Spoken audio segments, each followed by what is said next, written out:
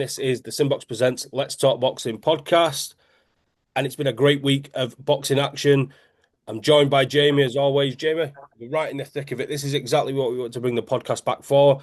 We had great boxing the weekend just gone. We're looking forward to some great boxing. We've had huge announcements. We're going to get into it all in today's episode 5 of the Let's Talk Boxing podcast. First and foremost, how are you, my friend? I'm great. I'm fantastic. Looking forward to jumping straight into this one because, like you said, loads of announcements. Big news has been happening over the weekend. Big fights, big upcoming fights. I'm ready for it. I'm ready. Let's do this. Never takes much to get Jamie shadow boxing, let me tell you. So going into this, we're going to look back at some boxing action. We're going to look forward to some boxing action. But just as we press record on the podcast, we've just seen the rebrand, the remaster of Matchroom Boxing, which we were just talking off camera there, Jamie. It could potentially be very exciting. We were discussing there some of the options that might be forthcoming with this rebrand with Matchroom, and the possibilities are endless. You know, Eddie Hearn, whether you love him or you hate him, you dislike him, whatever you might say about him, he's a genius when it comes to this boxing thing. You look at the stars that he's built, the shows that he's put on. You know, his mind is that of a boxing genius in terms of promotion, and you just don't know where he's going to take this. As I said, we're going to be at the press conference for Harlem Eubank challenge of Jack Catterall in Manchester this weekend. That they're saying is the first pit stop on this new journey, and I'm really excited to see the new layout, how they're going to approach it, what that means for the media, what that means for the fighters. Very exciting times, Jamie, and yeah, we look forward to seeing where this new matchroom boxing goes, because I do think you'd agree with me that it needed that freshen up. That Eddie for so long was the leading promoter in the UK. He then took on the world to look for a bigger challenge, and slowly but surely Frank Warren has been creeping up there and arguably overtook him as the leading UK promoter. So a new impetus, a new fresh approach cannot be a bad thing for matchroom boxing. Yeah, do you know, we probably had to do it anyway because of Turkey going setting up his own boxing league as well. Sort of kind of pushes them to one side. It's like we kind of don't need you anymore. So we have to reinvent the wheel again. And yeah, it's exciting to see what's going to happen because they've not given much away. I don't think they give anything away, to be fair. We've read the press release, we just watched the video, and it's just saying time for a change. And what could that change be? We've alluded to a few things there. Maybe starting their own platform, streaming platform. Maybe moving back to Sky, which I probably can't see that. But it's with Eddie Hearn. He does. You got to give him credit. He's good at what he does, and he's one of the sort of first ones to jump into something new and willing to take a risk, which is what he did with DAZN.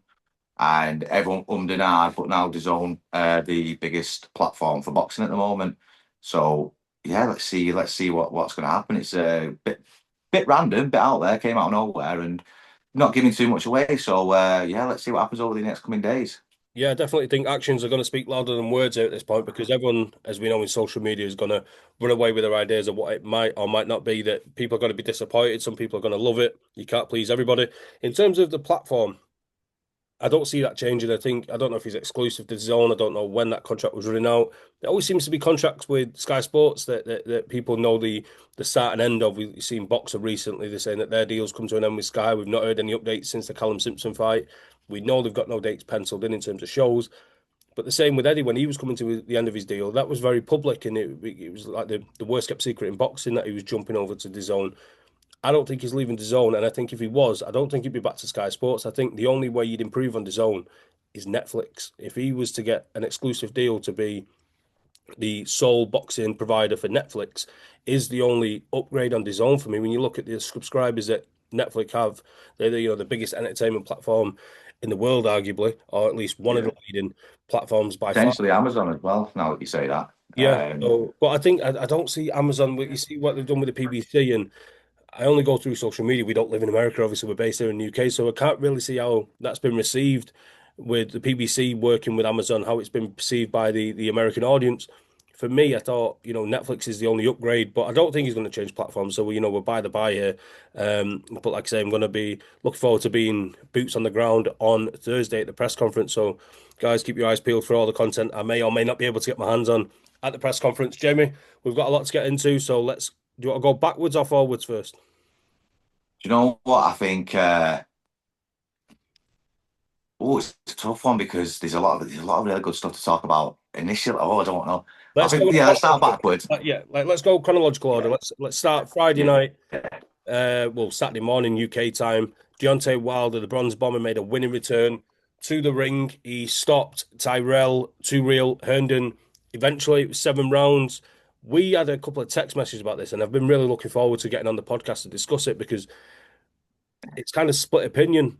We were saying last week, and more so yourself, that you really had to go in there and blow Herndon away for it to be considered impressive. Whereas I thought he looked really good. I thought he's shown different dimensions at nearly 40 years of age that I didn't think Deontay Wilder was capable of. So it's split opinion. It's split opinion between us, and it's split opinion across the Yeah, boxing it is, yeah, universe. yeah. So the be all and end all is he won, and he won by stoppage. That was the main thing. He didn't really look to take too much damage. Herndon maybe overmatched. We knew that anyway. But go on, I'll let you have your say, and then I'll jump in with my bits of facts along the way. Yeah, obviously we shared some messages over it and probably didn't see eye to eye because for me, I wasn't massively impressed with the performance. Um, I understand that he's being disciplined and he's trying to be more boxer like, but there's levels in boxing, and if you're going to be trying to be more boxer like, then you still should have been putting Tyrell away a lot earlier than round 7. Um, for me, I think he should just go back to being the dangerous Wilder that wasn't disciplined. I think that was his I found actual out best that guy attribute. doesn't exist anymore. That Deontay Wilder But yeah, that's what I mean. doesn't He's not. exist anymore. He doesn't exist anymore, and that's New and why. improved.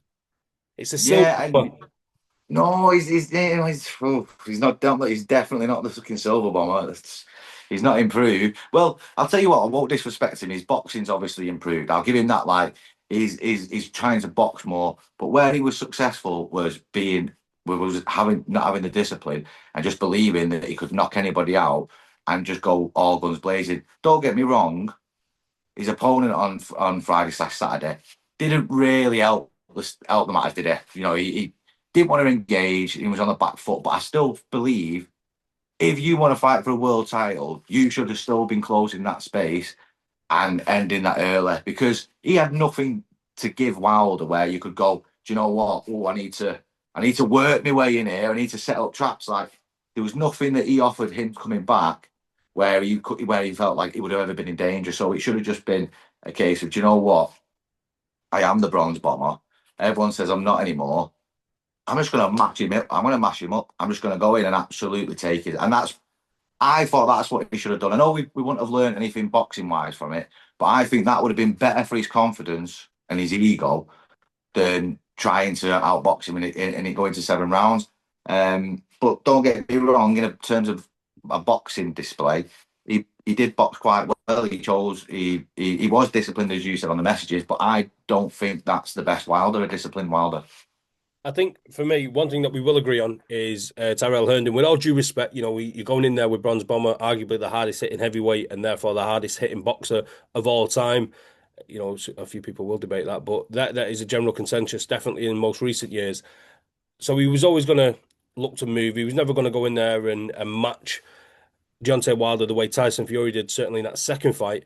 Now, he didn't want to engage. The thing that I thought was confusing with Tyrell Herndon is he was looking to move, looking maybe to take Deontay Wilder with that big bulking frame he'd put on 10 or 11 pounds, which for Deontay Wilder is a lot of weight. Maybe he was looking to take him late, but then Herndon didn't have the tank to fulfill his own game plan to that. I found that a bit perplexing.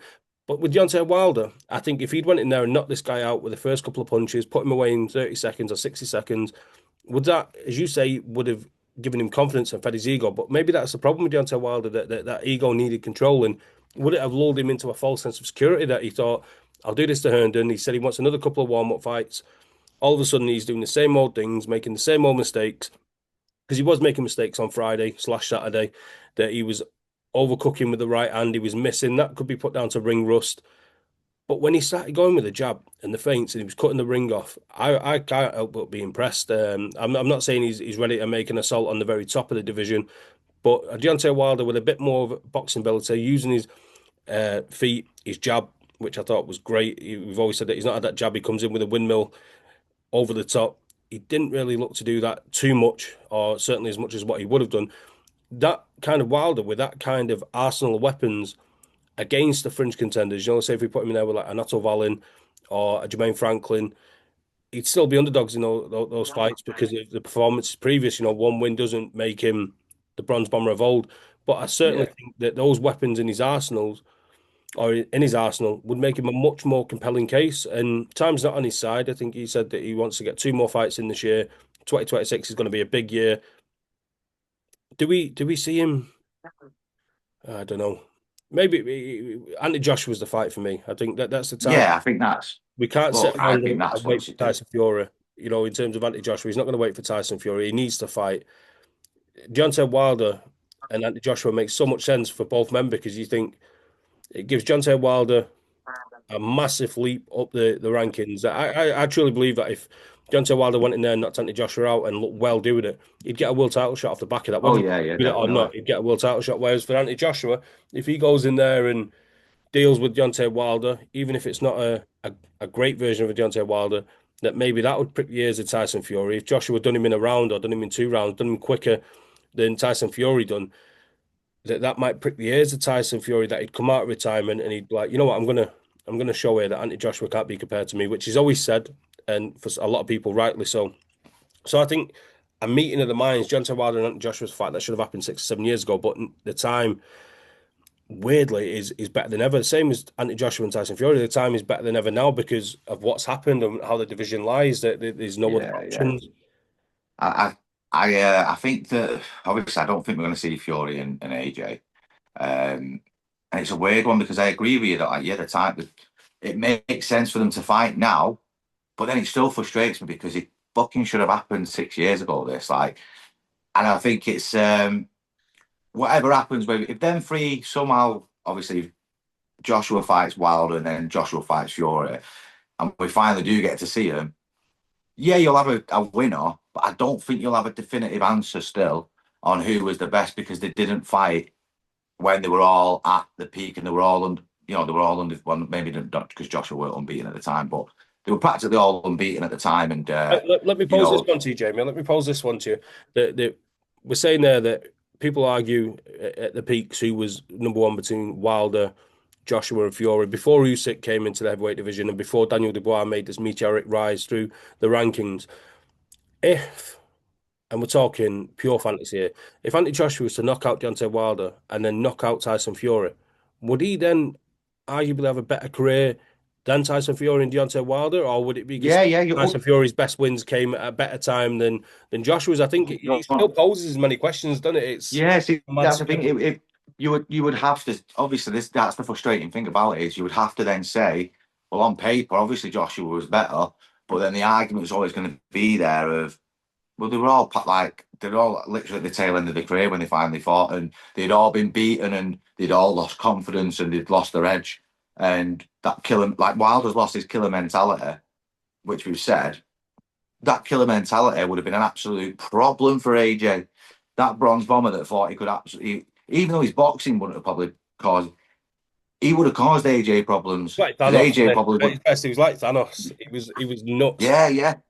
He was a monster, and that's where I think that yeah, obviously the argument would be that if AJ did that, he would have been the better of the three, but because it was so far gone and none of them were the same. Even AJ is not the same fighter now as what he was then.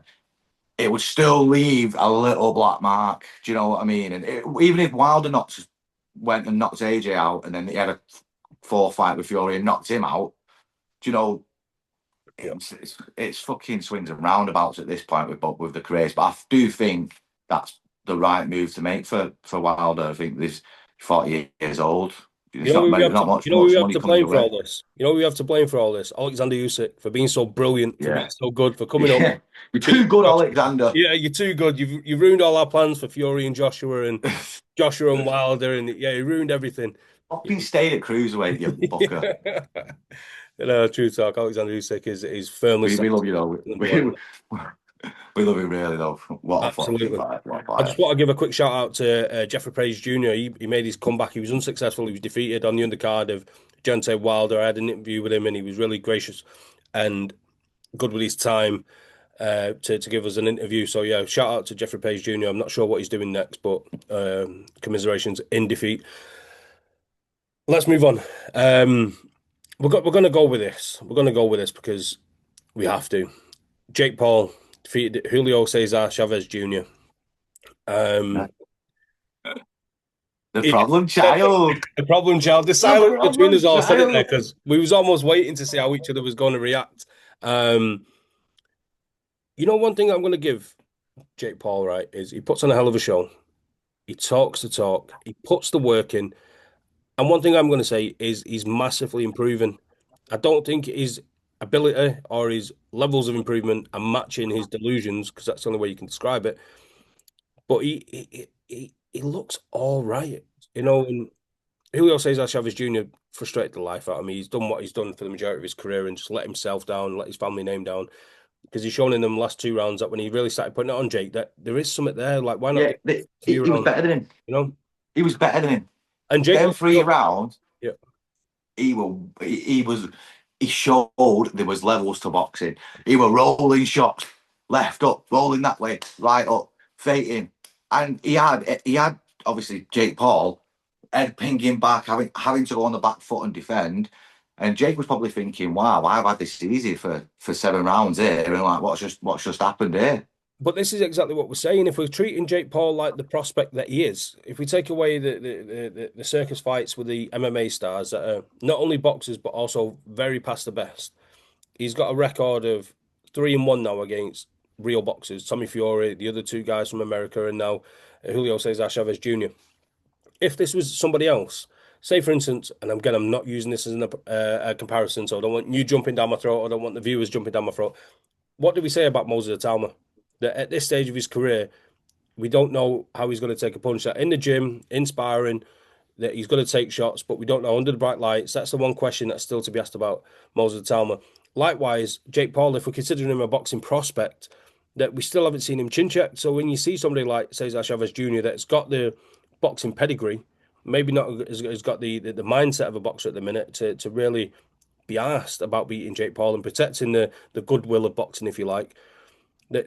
That's what we've seen when he put it on Jake Paul. He kind of didn't know what to do because that's the first time it's happened. And for me, like Jake Paul reacted how he was supposed to react. That he was like, "Oh shit, I've not felt this before. Oh shit, this is Yeah, so to do." see it in his eyes, see it in his Yeah, eyes at one times. He hundred was percent. like, "Whoa, whoa, whoa."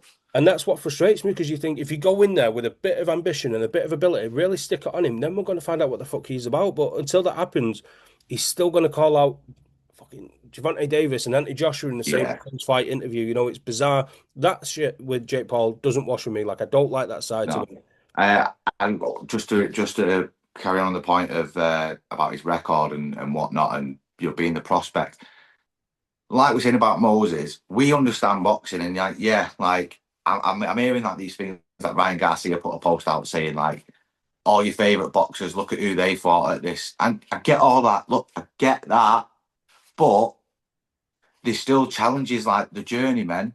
People forget them journeymen with a losing record are quality boxers. They operate in a way where some of them they don't want to. They're not there to win because they can't win. If they start winning as a journeyman, they're not getting paid anymore. It's a fucking cruel at times corrupt sport, right? That's just how it is. But they're not shit boxers. They're good boxers. And the levels that go up as well, they're all good boxers. So Moses, we know you have to go through the levels. And sometimes I think they might be rushing him a bit, but he probably is that good. He's probably going to go through one. Whereas Jake Paul, you're talking as if you're already an elite boxer. Yeah, Like yeah. you're up here already, and you're beating ex-world champions and all this, but you're not really like. If he had gone down the route of traditional boxing, where it's a few journeymen, a couple of 4 rounders, a couple of 6 rounders, with proper journeymen that can box, that can turn what, because you might come across a journeyman who goes, do you know what? He's mouthy little fucker in. I'm just going to put it on him. And then he might have got banged out straight away. And they know this. And that, like, that's the problem with it. But let's play like devil's advocate here. We're saying that at this stage of his career, this is what he should be doing. You tell me a boxer not named Vasily Lomachenko or not named Galal Yafai off the top of my head in recent times that after a circus of a career against former basketballers, MMA stars, steps up against a fellow boxing prospect in Tommy Fury, gets beat, then beats a couple of unheralded opponents in America. Then he beats Julio Cesar Chavez Jr. Now he's ranked number 14 in the world by the WBA. So if we're saying we're playing devil's advocate here that he shouldn't have this mindset, he shouldn't be calling out these names, but then we've got a governing body ranking him 14th in the world. Yeah, So but they are that's putting him on just that money. pedestal, but they're putting him on that pedestal. So Yeah, I don't agree with it. It's wrong. He should not be number 14 at all. He should not be number 4. But do you know why? And it's fucking plain to see, is because now moolah, they'll it moolah. yeah, they'll be getting money because they'll be putting him up as a W as is it the WBA that he's gone in? Yep. Yeah. So the WBA when I'm like, we'll sanction your fights, sanction him for because looks and he's making till. Yep. So and you know what's mad? He's not gonna go and fight a top 10 fighter next. But he'll fight. But I guarantee he goes back up the rankings. He'll fight somebody that's not in the top 10. This is why he's fighting these past the best fighters. When I'd have to box rec him and check these two guys that he fought, but you can guarantee the viewing figures, the interactions, the social media wouldn't have been the same for when he fought Anderson Silva, Mike Perry, Nate Diaz, and now Julio Cesar Chavez Jr. or Tommy Fury when he fought two real boxers, Yeah. two fighters that as a prospect he should be fighting. That's why he'll go back up into calling out Zerdo Ramirez, although not at his best when he beat Dorticos at the weekend. You know how bad Zerdo Ramirez would do Jake Paul? Like, it's not even. Yeah. It'd be massive, car. I was watching Jake Paul. Don't get me wrong. We've said this before. He is a boxer, but he's also not the best boxer. He's a boxer, and he does things. I'm watching it. I'm like, if you fight somebody even in the top 30 that's got a bit of a fucking IQ, every time you jab, you're just going to get picked off because he telegraphs his jab a lot. He steps right into it like that, and it's a hard ramming jab, but he gives it away. And that's what annoyed me about Chavez Jr. because when he got to round 8, 9, and 10, like he was slipping and rolling all the shots from Jake Paul, and it was like and you couldn't do like you shown that you could do it. Why didn't you do that earlier? And it was That's just I exactly don't know. what I said last week, though, didn't I? I did say if we're sitting here and we're asking for Julio Cesar Chavez to sweep him with a cape on and save boxing, you wouldn't put your house on him to be that guy. That's how it's shown on it, I think, slightly touch on the post-fight call-outs. Was it Gervonta Davis, Zerdo, Anthony Joshua? Who else did he call out? Tommy Fury for a rematch. Yeah. Look It makes sense. When Joshua took part in one of these circus fights and he fought Francis Ngannou, and people dressed Ngannou to be this monster, which he is in his own discipline. I'm not going to dispute that. That's one scary, scary man. He got Fury on an off night. Whatever you want to say about it, he got him on an off night. Some people say he should have won. I thought he won on the night. Is what it is. Tyson Fury deal with Ngannou in a rematch. That's going off on a tangent. My point being, Ngannou as a boxer is still much better than Jake Paul. Whichever way you dress it up, whichever way you want to dress it up, and you seen what Joshua done to Ngannou when there was still that what even if it was 1% fear from Joshua, thinking if he catches me, my head's ending up on Rosie, because he carries that kind of power. You imagine how bad it's going to be if Anthony Joshua gets in the ring with Jake Paul when the respect goes below zero, miles below zero. That's almost legalized murder. It really is. I think the jab would knock him out. It's murder on pay-per-view that, and I don't. The scary thing is, Jamie, is that I don't know if it definitely doesn't happen. I don't know that Anthony Joshua says no to that fight. We'll say that. If you're Anthony Joshua, pro boxer says no to that fight. I don't know if any pro boxer says no to that fight. Zerdo takes the fight. Jaya Pattaya takes the fight. Badu Jack, he was another one that he called out. He takes the fight. They all take the fight. One, because it's big, big money and it's easy work, but it still ridicules the sport.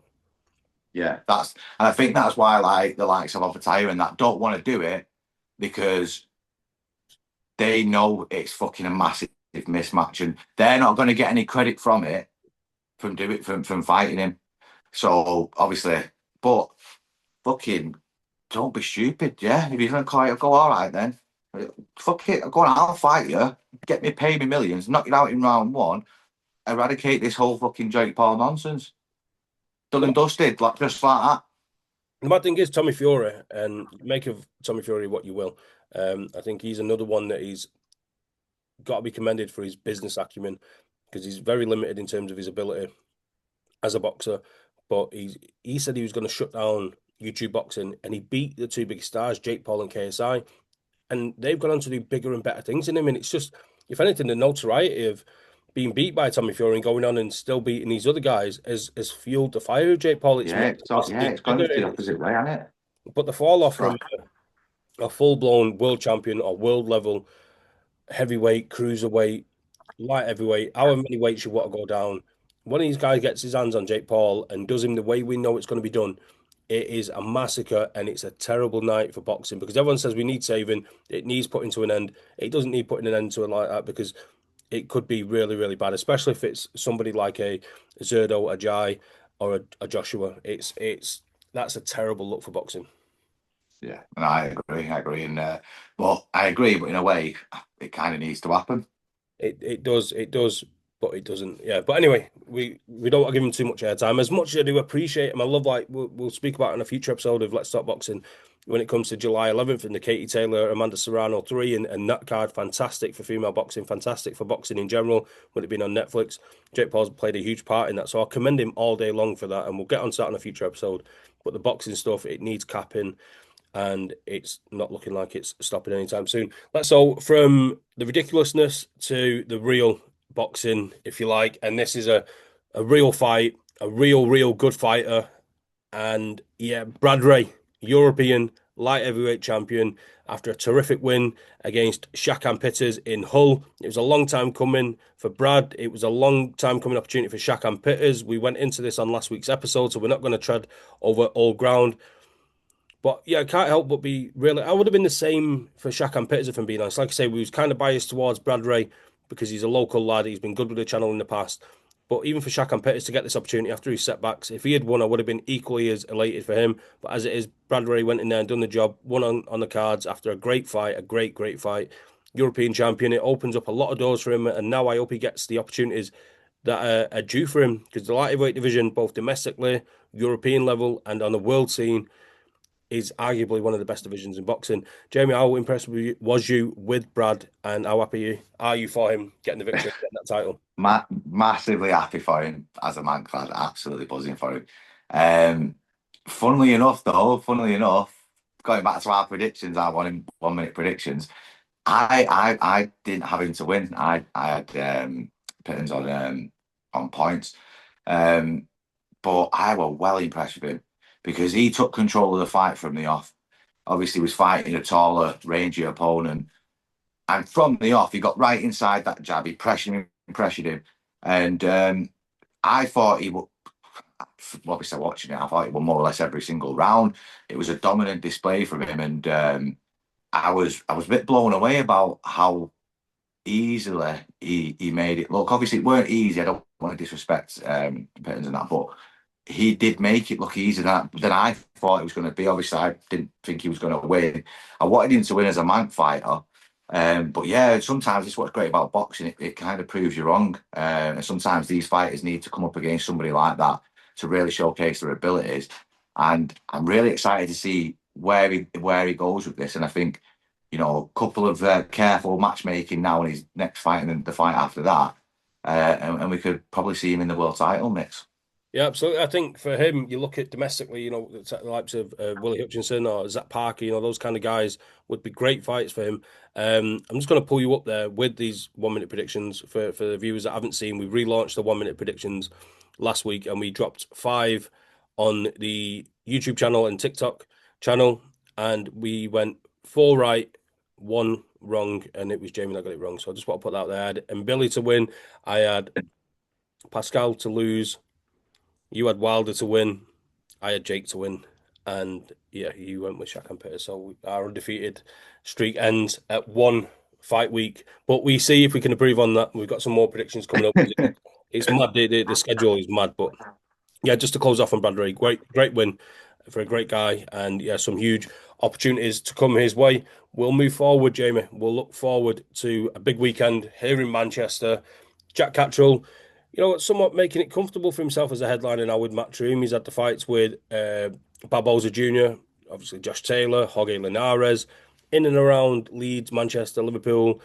And yeah, he's in a must-win fight here against Harlem Eubank, who himself has moved up. Both fighters moving up from super lightweight, so from 140 to 147. Harlem's had a few fights there, looked terrific in his last fight against Tyrone McKenna. Jack Catterall never got that world title opportunity again at super lightweight after the disgraceful decision, as we all know, in Glasgow against Josh Taylor for the undisputed. He never really got back into that world title contention. It was one fight too many. And he heads into this fight at the AO Arena, for me, Jamie, as a must-win fight. Both guys are the same age, but they're on different paths in their career. Harlem's still not a prospect. He's beyond prospect status, but he's on the way up, whereas Jack's been at that world level. Really Yeah. interesting crossroads fight, and one for me that Jack Catterall really can't afford to lose. No, he can't. He honestly, he cannot lose this fight, and it's why I don't understand why his team have took it. I respect Jack because if he fights anybody, he's not bothered. He's not willing to wait around to get his world title opportunity, and unfortunately, that's backfired for him. But you've got to respect that he's willing to take the fights. He's not wanting to bide his time because he did that, and that also backfired when he took the step aside money to let them have the unification fight, the undisputed fight. Sorry, that backfired on him.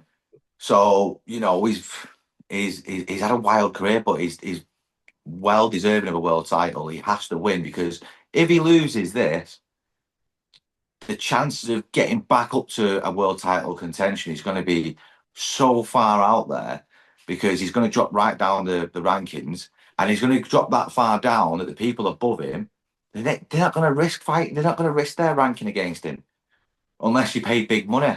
But the good thing is because, like you said, he's selling out arenas in Manchester now, that maybe he has got the pull to bring in them big fighters if he does lose. But for Harlem, obviously he wants to win, but like you said, I don't think it would be that big of a deal to Harlem if he Depending on how he loses. loses. I think Depending on how he loses. well, depending, yeah, if he gets knocked out and it's an easy win for Catterall, we'll know he's not at that level. But if he loses on points and he looks good in there, then it'll be a benefit for him. Whereas obviously on the other side, if Catterall loses on points, it's going to be a major blow. I think it's a really interesting one because I think it was so close, 140 pounds. If he'd beat Barboza Jr., we've seen that Barboza Jr. went on then to challenge Teofimo Lopez on that big Ring Magazine card in Times Square. And although the show itself became a bit of a dud, none of the fights caught fire. The results didn't go the way people expected. It was still financially and profile-wise such a huge opportunity. Jack Catterall would have been that guy against Teofimo Lopez had he beaten Barboza Jr. in what was a razor-close decision loss. And you think now, you look at Norman Jr., a guy we give massive props to for that knockout win over Sasaki. He's now looking like he's defending his title against Devin Haney. These are massive profile fights. The Saudi cards, Ring Magazine cards, they're going to be in America or Saudi. We're not too sure just yet. So even if Jack wins on Saturday and he elevates himself up the WBO rankings, because I'm imagining that's the path he's going to go down because that was the route he was taking at 140. You kind of think, Echo Asuman, who's just beat Josh Taylor, he's there or thereabouts. He'll be looking for an opportunity. You're kind of thinking, where does Jack fit in? Harlem Eubank, if he beats Jack Catterall, he can afford to take another bide your time fight, if that makes sense. He's still on an upward trajectory. He's got time on his side, even though they're the same age in terms of his career. He's still got time on his side. For Jack to get back into that world title contention, I don't know if moving back down to 140 is the way to go. I don't know where the mandatories are up to there because of the Barboza Teo fight, that maybe there's a voluntary to be had there, but then he's looking to get in the mix with Richard and Hitchens, Teofimo Lopez. He's looking to get in the mix with Richard and Hitchens. And even now trying to put it into words, never mind trying to, for Sam Jones already, trying to negate these obstacles and get him to a world title fight. I think you'd be right in saying that Jack Catterall could go down as the unluckiest boxer in British boxing history if he wasn't to win a world title or even box for another world title in his career, because it's the timing of everything, the way things went, the decisions that went against him. Yeah, we always say in boxing you get what you deserve, but sometimes, as you've mentioned already on this You podcast, know, it's a yeah, cruel, cruel sport. And yeah, if Jack was to finish a career without a world title, that would be somewhat of a travesty. yeah, it would be, and no fault of his own. Weird, that's the strangest thing. No fault of his own. It's just the way everything's been. And yeah, I really do hope that he does win and does go on and get a world title opportunity, and he wins the world title because he does deserve it. Do you think with Jack that we're always hearing from Jamie Moore and Nigel Travis, two great guys, two great boxing minds, that in the gym he's looked spectacular, he's looked amazing. When he gets in the ring, he's not necessarily got the most fan-friendly style. Like sometimes I can sit, say if I'm just sat watching these fights and I'm looking at it from a boxing nerd, if you like, perspective, I can enjoy his fights. If I'm having a few beers with the lads, or if I dare say I buy a ticket and I go to the arena, it's not necessarily the same kind of pull. So maybe, me as a boxing nerd, I can appreciate his skill and his ability, and it's great. If I switch into casual mode, I'm having a few beers and I'm out with the lads or I'm at the arena, I want to see a little bit more from Jack Catterall. Is that something that he's got to kind of maybe use these extra £7 to his advantage, go in there and maybe go on the front foot a bit more and look to seize the fight? Because that's certainly something he didn't do against Barboza. And really put his name on the lips of not just British boxing fans, but Turkey Al Sheikh, these big opportunities in Saudi, Riyadh, Ring Magazine, cards, and really say, you know what, Jack Cottrell's at the 147-pound division. We've seen what Brian Norman Jr.'s done. Here we go. I'm going to go and try and match that and show you a different facet to my game.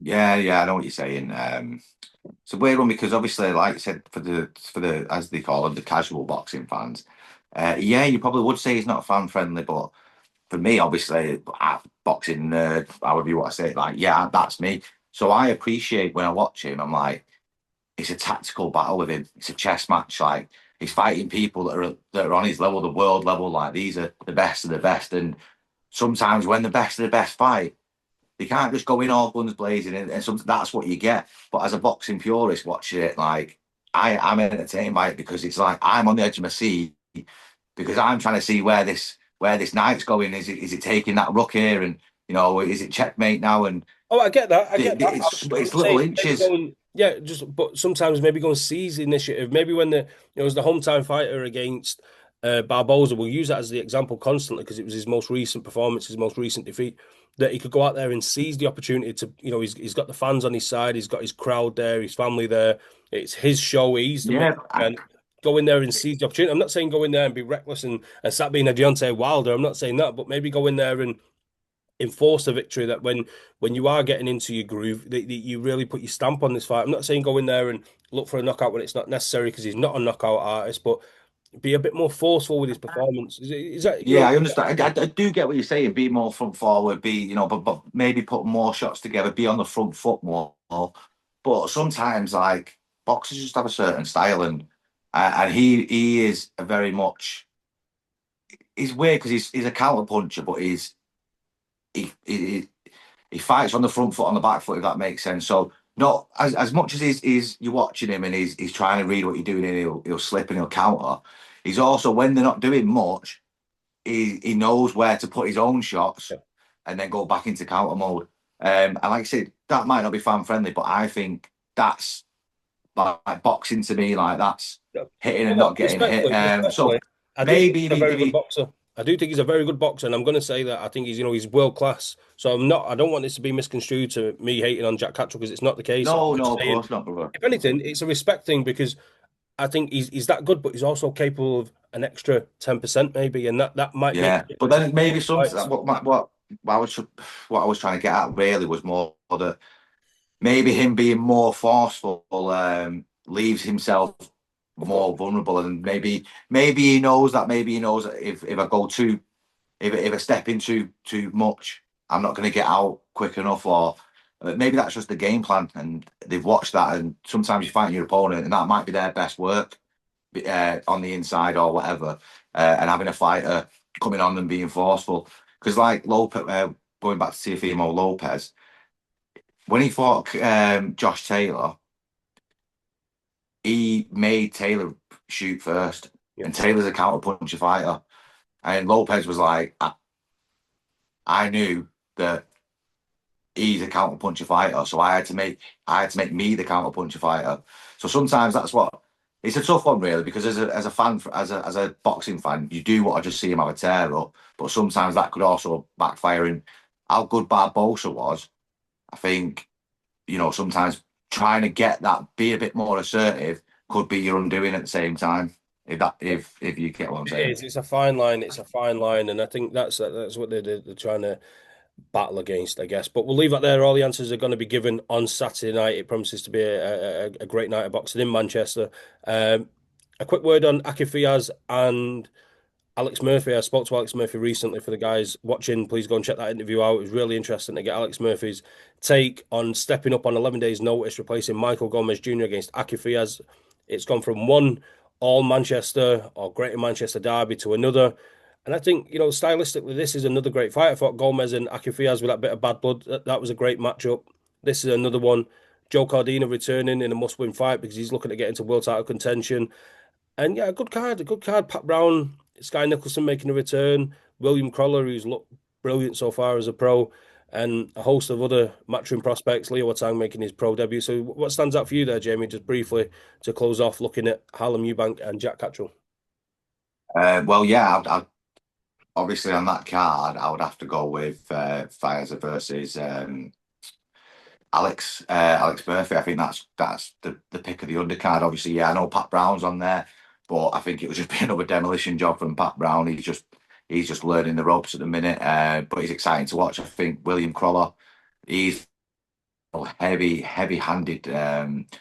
You know, there's also Sky Nicholson's back. Is she coming on off the back of that loss? I know she lost Yeah, a lot. she She's not lost to fought. Tiara Brown. She's not lost since, and she's moving down in weight as well. So that should. Oh, so she's moving Most right, right. sometimes people like fighters, male or female, lose, and they tend to move up in weight because they think that they're restricted. She's thinking that what, I can be a little bit leaner, maybe bring down the weight, be a bit sharper, faster, maybe interesting to see. But yeah, just a word again on Joe Cardina. Sorry, that's one that we should have expanded on slightly.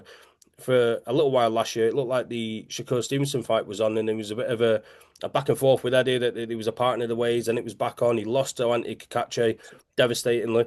And for a long time, Joe Cardina seemed to be the best kept secret in British boxing. We all thought, we've got a gem here. He's going to burst onto the scene and he's going to take over.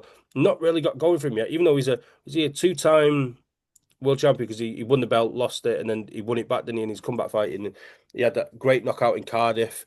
Then he beat Rakhimov.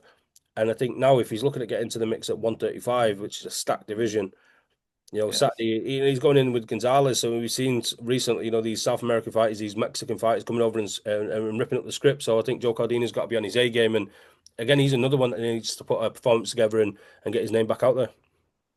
Yeah, of course. Do you know what? That's weirdly enough. Like you mentioned him, but I actually forgot for a second that yeah, he was on that card, and he seems to have been a bit of forgotten, hasn't he? Really, sort of. He was never really massively in the limelight anyway in terms of media presence, but that loss to Kakachi sort of you know s- slowly simmered out of the media spotlight. But yeah, I think he's got to win. I think he will win. I think Cardina's a fantastic boxer, fantastic operator in there. But he just come up against at the time Kakachi, who's just he's blowing everybody away at the moment. Kakachi. So looking back now, it's not actually that bad of a loss for him. But yeah, he's got to win this and he's got to move into that 135 division. But it's heavily stacked and where I think there'll be some interesting fights for him. Definitely that division. Just But chucking the name out there. Just chucking the name out there. If he's not going to get into that world title contention and maybe his pay packet and his ego won't allow him to step back a little bit, but if he's on the rebuild, gets a win on Saturday, Zelfa Barrett, he's with Joe Gallagher now. He's suffered a loss to Jazza Dickens. He's up at lightweight now. He won recently. He's back out again within a few weeks. The back end of 2025, Joe Cardina and Zelfa Barrett, that's a fight that could have happened at the weight division below. Now it could happen at lightweight. It's an all British dust up that really does put the winner in line for a world title shot. So I wouldn't say no to that. I wouldn't say no to that actually. It was a good shout that really. You heard it here But first. that would be. I think that would be another. I think if them two fought, it would be a bit of a crossroads for both of them. Obviously, like you said, winner will probably fight for a world title, but then the losers right back down at the bottom again. Just to close off, we had the announcement of Chris Eubank Jr., Conor Ben 2. It's going to go down September 20th. We don't have a location yet. It's heavily rumoured to be between Tottenham, which was a great venue for the first fight, and Wembley, which is the only stadium that's going to be bigger than Tottenham to put it on a bigger platform, more fans, and potentially break some records. Jamie, it's looking like the rehydration clause is going to be the same. That the deal for the first fight is the deal for the second fight. I've had this thought process since the fight that Conor Benn was.